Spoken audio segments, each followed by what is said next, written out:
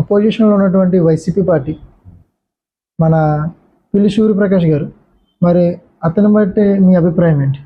ఇప్పుడు పిల్లి సూర్యప్రకాష్ రావు గారికి ఓట్లేసి నెగ్గించేయాలంటే లోకలోడు కాబట్టి ఓట్లేసి నెగ్గించేయాలనేది అతని ఆలోచన.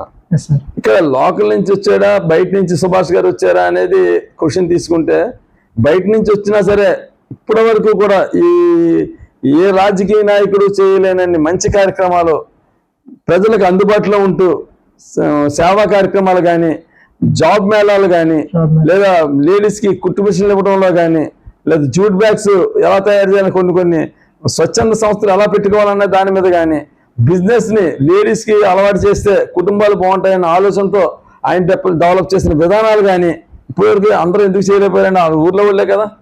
ఎవరు మీరు చెప్పిన పిల్లి సూర్యప్రకాష్ రావు వాళ్ళ నాన్నగారు బోస్ గారు ఊర్లో వాళ్ళే, తిమ్మతులు గారు కూడా ఇక్కడ సెటిల్ అయిన ఆయన. మరి వాళ్ళందరూ ఎందుకు ఈ ఎస్టాబ్లిష్మెంట్ అంతా చేయలేకపోయారు? సుభాష్ గారు ఎందుకు చేస్తున్నారు? ఇక బయట నుంచి వచ్చారా లోపల నుంచి వచ్చారా? సుభాష్ గారు గొప్ప, మన సూర్యప్రకాష్ గారు గొప్ప అంటే సుభాష్ గారు గొప్పనే చెప్పుకుంటుంది నియోజకవర్గం అంతా. ఎందుకంటే ఆయన చేసిన కార్యక్రమాలు, ఆయన చేసిన వర్కులు, ఆయన చేసిన డెవలప్మెంట్స్ ఇవన్నీ దృష్టిలో పెట్టుకుని ఖచ్చితంగా సుభాష్ గారు ఒక మంచి నాయకుడిగా మా పవన్ కళ్యాణ్ గారు ఆశీర్వదించడం వల్లే ఆయన మంచి నాయకుడిగా ఎదగలేని చెప్పడం మా అందరి నమ్మకం. సూర్యప్రకాష్ గారి గురించి ఏమంటారు మీరు? తన గురించి కంపారిజన్ చెప్పాను కదండి, ఆయనకి ఏ రకంగానే ఇక్కడ స్టాండ్ లేదంటే లోకల్ అనే ఓటు వేయాలి తప్ప ఆయనకి రాజకీయంగా కానీ ఆయన ఏదో మాట్లాడుతుంటాడు, విమర్శించాలనే ఉద్దేశంతో మాట్లాడతాడే తప్ప నిజానికి సుభాష్ గారిని విమర్శించడానికి ఎక్కడ అవకాశం లేదు.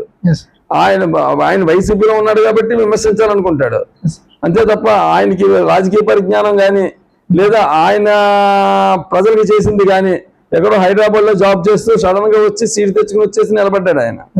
అంతే తప్ప ఆయన అయితే ఒక రాజకీయంగా కానీ ఏ విధంగానే రాజకీయ నాయకుడి లక్షణాలు ఎక్కడ కూడా సూర్యప్రకాష్ గారికి లేవని చెప్పేసి ఖచ్చితంగా కాంట్రవర్సీ అయ్యే మాట్లాడుతున్నారు, రాజకీయ లక్షణాలు లేవు అని.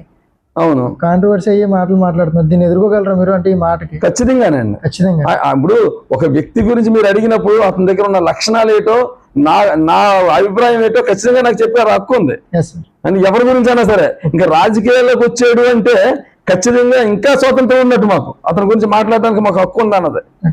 నేను ఈ నియోజకవర్గంలో జనసేన పార్టీ ఇన్ఛార్జ్ గానే కాకుండా ఈ జనసేన నేను ఇక్కడ ఒక నాయకుడిని, ఇక్కడ ఒక ఓటర్ని, ఈ రామచంద్ర నియోజకవర్గానికి చెందిన వాడిని, రామచంద్రపురం డెవలప్మెంట్ గురించి ఆలోచించే వ్యక్తుల్లో ఒకరిని. ఖచ్చితంగా ఇతనైతే నాయకుడిగా బాగుంటాడు, ఇతనైతే నాయకుడిగా బాగుంటాడు అనేది ఖచ్చితంగా నిర్ధారించే హక్కు కూడా నాకు ఉందండి ఈ విషయం.